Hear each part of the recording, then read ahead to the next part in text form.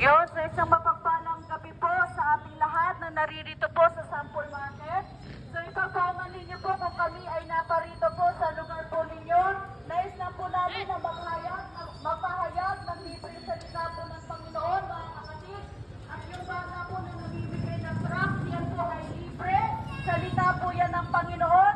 Bakit kailangan natin ang salita ng Diyos, mga kapatid? At bakit po kami patuloy na nagpapahayag ng salita ng Diyos sa bawat isa sa atin?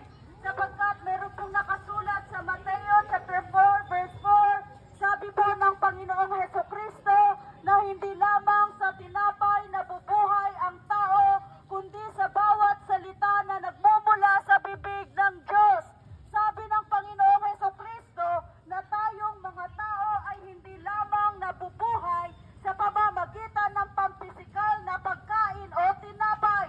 Kailangan din po natin ang salita ng Diyos.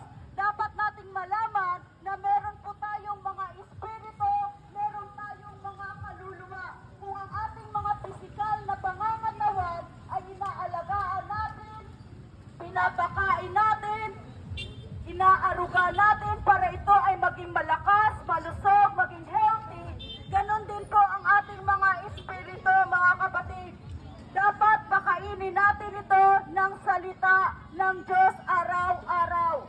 Meron pong nakasulat sa Lucas chapter 11 verse 58. Sabi po dito ng Panginoong Hesukristo sa Lucas chapter 11 verse 58. Sumagot sa Jesus, higit na pinagpala ang mga nakikinig ng salita ng Diyos at tumutupad nito. Minsan, akala natin na yung mga pinagpapala ay yung mga taong may mga kayamanan, may mga material na bagay, maraming pera, may magandang kotse, merong mga bahay. Akala natin sila yung mga totoong pinagpala. Pero alam nyo ba na sa Panginoon, ang totoo at higit na pinagpala ay yung mga taong nakikinig ng salita ng Diyos at tumutupad nito. Pinagpala tayong mga nakikinig ng salita ng Diyos at sinisikap natin na matupad ang salita ng Diyos. Alam niyo po, mga kapatid, mga kaibigan, meron pong nakasulat sa John 15:5, sa Juan chapter 15 verse 5. Sabi po ng Panginoong Hesukristo, kung kayo'y mananatili sa akin at ako'y mananatili sa inyo, magpupunga kayo ng sagana, sapagkat wala kayong magagawa kung kayo'y hiwalay sa akin.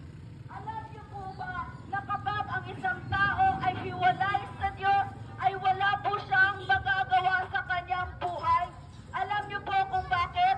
Dapat nating malaman, mga kapatid, mga kaibigan, na yung mga buhay na meron tayo ngayon, yung mga lakas, kaya tayo nakakapagtrabaho, kaya tayo nakakapagnegosyo, kaya nakakapag-aral ang mga estudyante, kaya natin nagagawa lahat ng mga gusto nating gawin, ay dahil yan sa lakas na kaloob sa atin ng Diyos. Yung buhay natin, libreng kaloob ito sa atin ng Panginoon. Yung buhay natin, regalo to sa atin ng Diyos, hiram natin sa Diyos. Kaya pag ito ay kinuha ng Diyos sa buhay natin, wala na tayong magagawa, mga kapatid. Kasi lahat ng bagay, yung lakas, hininga, lakas natin, galing sa Diyos. Kaya dapat ngayon, kung isa ka sa mga nakikinig ng salita ng Diyos, ipagamit mo po ang iyong buhay sa Panginoon. Ang buhay po natin ay galing sa Diyos at ito rin po ay pabalik sa Diyos kung tayo ay maglilingkod sa Kanya. Meron pong isang dahilan kung bakit ang tao ay nahiwalay sa Diyos. Merong nakasulat sa Isaiah 59 verse 2. Sabi po doon ng Panginoon, subalit ang inyong mga kasalanan ang siyang naging dahilan kung bakit kayo nahiwalay sa Diyos. Kaya hindi ninyo siya makita at hindi niya kayo marinig. Alam niyo po ba kung bakit hindi natin makita ang Diyos? Hindi marinig ng Diyos yung mga panalangin natin dahil sa ating mga kasalanan. Yan yung nagiging hadlang, kaya hindi natin makita kung sino ang Diyos. Hindi natin maranasan ang pagkilos ng Diyos sa buhay natin,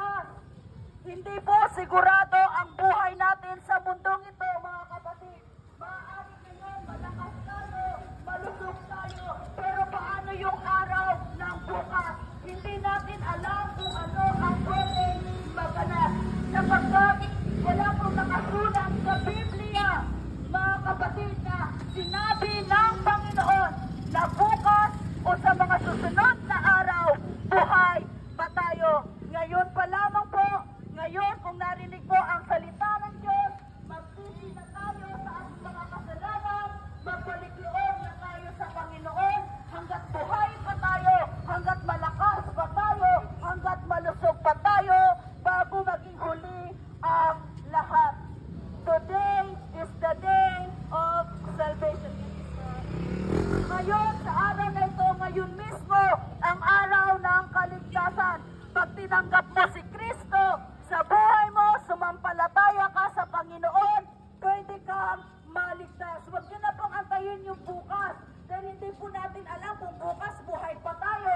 Hindi po natin alam kung ano ang pwedeng maganap sa araw ng bukas. Kaya ngayon pa lamang maglingkod na tayo sa Diyos, magsisi na tayo sa ating mga kasalanan, aminin na natin sa Diyos ang lahat ng ating mga kamalian at patatawarin tayo ng Diyos.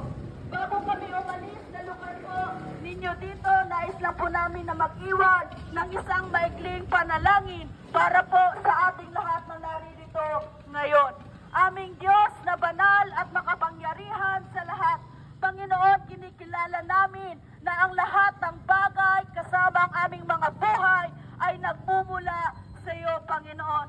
Lord, tunay nga na ang kaligtasan ay makakamtan lamang sa pamamagitan ng pananampalataya sa Panginoong Hesukristo at pagsunod sa iyong kalooban.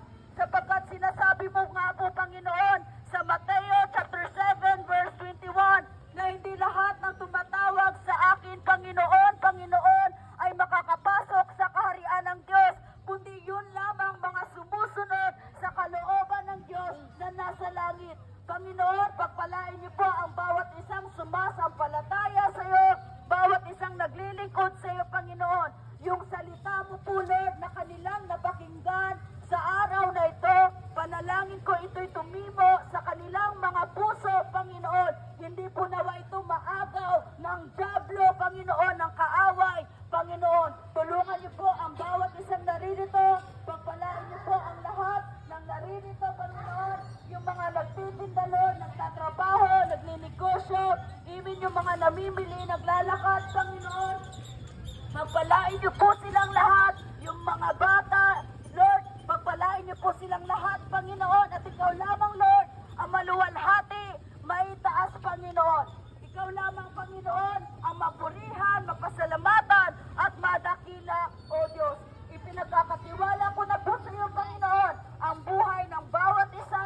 Ito po ang aking panalangin sa pangalan ng aming Panginoong